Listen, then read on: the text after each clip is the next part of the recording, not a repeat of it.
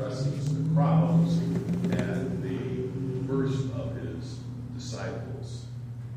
As yesterday, today, Jesus is applying his call to a greater righteousness. Is Jesus just building another fence, fencing the law as the rabbis of his time did? You shall not commit adultery, but I say to you, everyone who looks at a woman with lust has already committed adultery with her in his heart. Or is something deeper going on? Now it's important to remember that Jesus is commenting on the law of Moses in this part of his teaching. He points out that the law against adultery is not sufficient. When it comes to matters of love and sexuality, a higher law is needed. Simple prohibition, though necessary, does not give us the insight we need for dealing with our inner self. So once again, Jesus points us to our inner self, not to the outer behavior, but to the inner self. So our inner self naturally has sexual urges. This is totally natural. Jesus is not condemning these. We all have them and are responsible for how we live out our sexuality. Once again, Jesus points us to that awareness of our thoughts and feelings. When sexual urges become lust, what has happened inside of us?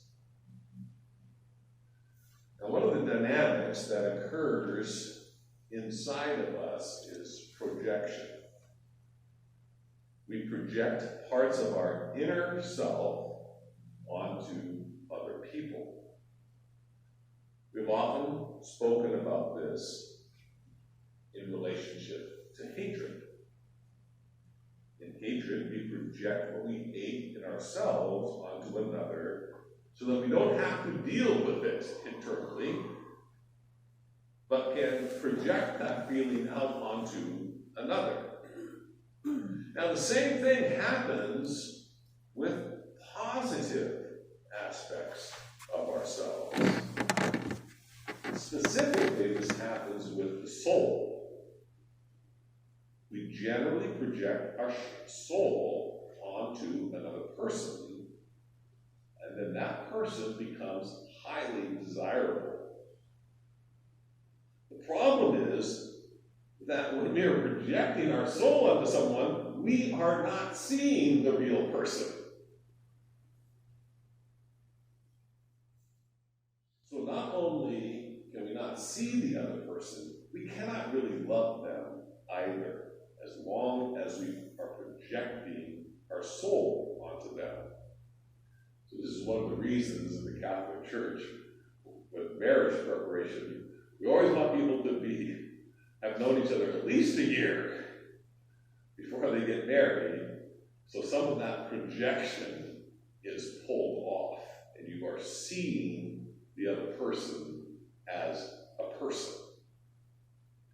So being aware of this inner dynamic is particularly difficult for people that have an overly rational approach to life.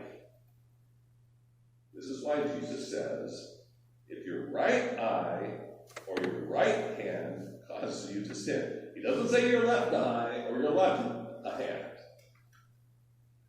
The right side of our body is dominated by the rational side of our brain.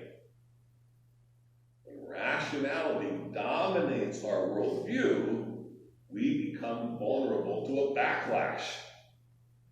Completely irrational behavior in the area of love and sexuality. Lust being one of the expressions of that. So Jesus teaches us to be aware of our inner self, of our sexual urges. What are they saying about what is going on in our inner self? Are we really relating to other people? Or do we have other motives? Jesus moves on to divorce from there. Frequently, divorce results from the failure to have insight into what is really going on inside of us. Jesus says divorce is not the answer. It does not solve the problem of our unawareness of what is going on in our inner self.